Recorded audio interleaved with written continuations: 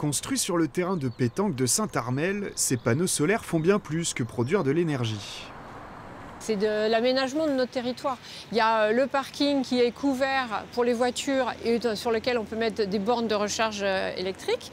Il y a le boulodrome qui est couvert et qui permet de jouer lorsqu'il fait mauvais et également lorsqu'il fait très chaud l'été, donc d'être à l'ombre. Ces 500 panneaux solaires, un investissement que la commune n'aurait jamais pu financer seule. L'installateur a tout pris en charge car il pouvait revendre le surplus d'électricité à un tarif garanti par l'État. Pour la commune, c'était une opération bénéfique. C'est parce que nos partenaires peuvent financer et en fait avoir un projet, un modèle économique viable des ombrières qu'ils ont pu nous proposer et l'installation rapide de ces ombrières. Et ça nous a permis d'avoir l'autoconsommation ensuite qui nous a été proposée. Problème, pour faire des économies, l'État réfléchit à diviser par 3 le tarif de rachat de l'électricité issue de ces petites centrales.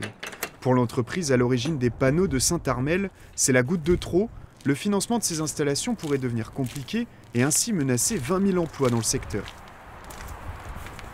Aujourd'hui, nous avons en interne des ingénieurs qui conçoivent ce type d'infrastructure et derrière, nous avons quasiment plus de 600 sous-traitants avec qui nous ne pourrons plus leur donner des missions d'intervention, donc que ce soit de l'électricien, du maçon, du VRD, du charpentier. Le risque, moins de panneaux solaires dans les communes. Pourtant, depuis 2023, une loi prévoit d'accélérer la production d'énergie renouvelable. Il y a à peine un an, la loi APER qui oblige la solarisation des parkings, des bâtiments neufs.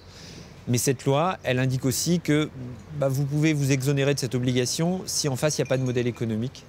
Là, avec une baisse des tarifs de rachat garanti et cette exemption, la loi qui a été votée un an, elle va devenir inappliquée et on aura tout perdu sur nos objectifs de solarisation.